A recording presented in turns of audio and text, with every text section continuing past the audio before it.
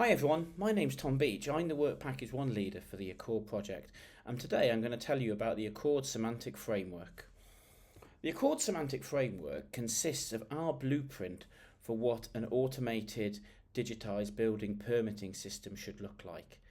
It's composed of cloud services, building compliance services, information services, a rule formalization tool to ease the creation of machine-readable rules, all integrated using open APIs and semantic models. It's our view that the publishing of this framework will allow and encourage open adoption, enable the development of new generation of semantically aware digital permitting and automated compliance checking tools that can scale from the current isolated pockets of effort across the EU to a whole European scale. Now, the semantic framework is primarily for people seeking to develop, so companies or organisations seeking to develop software that will work in the compliance domain, or for nations or municipalities, etc., that want to implement digital building permitting or automated compliance checking. So this is the Accord semantic framework, and what I'm going to do is talk through each of the boxes in turn. At the top, we start with planning requirements, building codes and other regulations. These are the inputs to the system, and what these are essentially regulatory documents. Often they're stored in PDFs. And the first part of the Accord semantic framework is that we have our Accord rule formalization process, which will be discussed in more detail in another video, but its primary purpose is to produce a formalized set of building codes and rules. They're formalized using the concepts documented within our Accord building compliance ontology and using our domain-specific rule language that we've developed. The other output is a set of data dictionaries.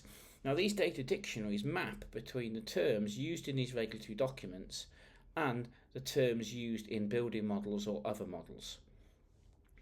In the center box, number 3 on this figure, we have our cloud permitting services, and there's 4 different services in here that are important. We have our model and data requirement validation. This is our service that will insist that any BIM model submitted to the platform is validated, not just for correctness, i.e. is it a valid model, but also that it has sufficient information in it to perform digital building permitting. We have our process execution engine, which is responsible for orchestrating this overall approach. We have a data storage system, so this is where an individual IFC model or other type of model can be stored centrally so other services can access it. And finally, we have our orchestrating microservices, which is a component that essentially acts as the interface between these core components and our set of compliance checking microservices. Now, the compliance checking microservices, number 4, is actually probably one of the most interesting elements of this. Now, what is known and what we have determined through our detailed analysis is actually that no one tool can do the entire job when it comes to digital building permitting. What is needed is sets of smaller tools that each do a specialised task.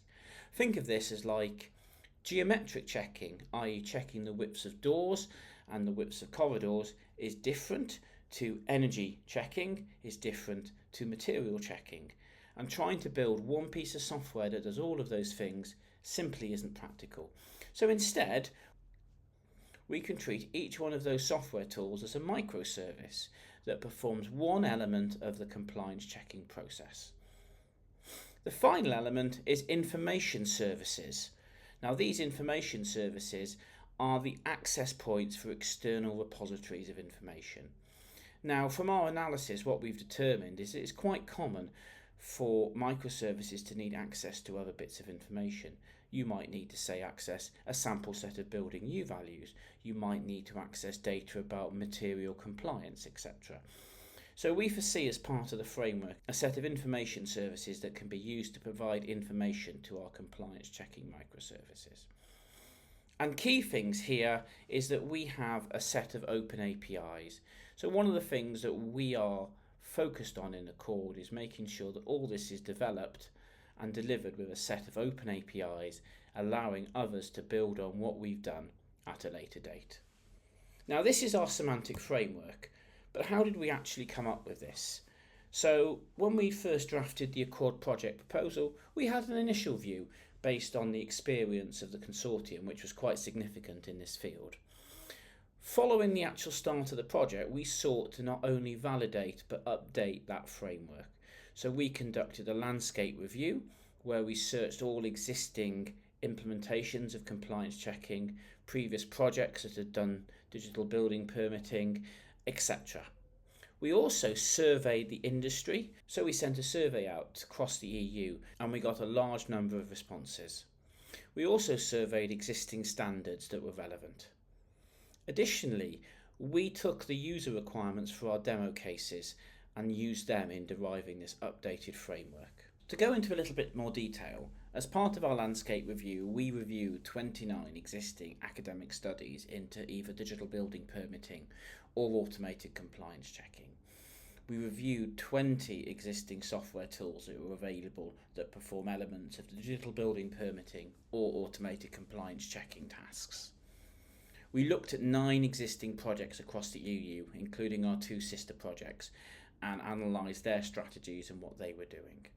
And finally, we analysed the national adoption efforts employed across 5 countries within our consortium that had applicable efforts. So these are countries that have already started taking an independent track towards automated digital building permitting, and we looked at what those countries have done and the strategies that they've employed.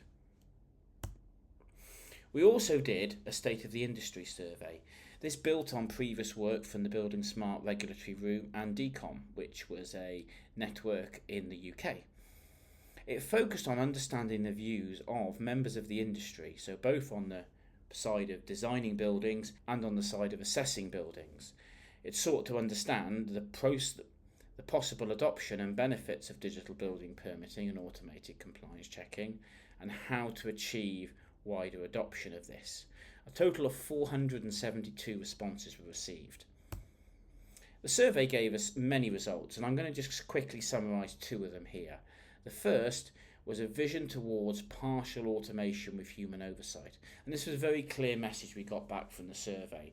They want to move towards partial automation but retaining human oversight. So the views were that either partial automation or full automation are possible in the next 10 years. However, there was a very strong preference for maintaining a final human sign-off regardless of the level of automation achieved. The key desired outcomes for this, so if you achieve digital building permitting and automated compliance checking, these are what people want to see. They want to see time savings, increases in certainty, cost savings, increasing awareness of compliance during the design, and increasing auditability. The second key result from our survey was analysing the key obstacles to overcome when adopting digital building permitting.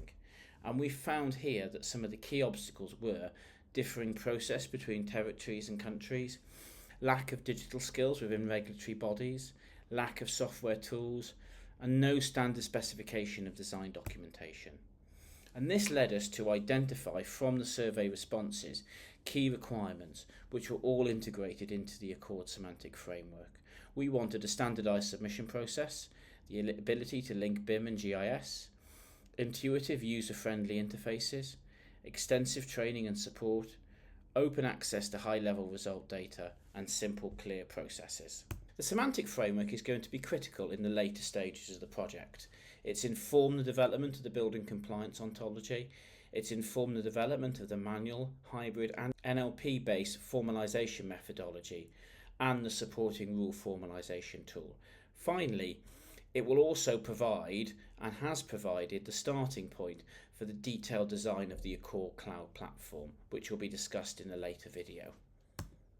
Thank you very much for listening. You can use these QR codes to access more information or follow us on social media.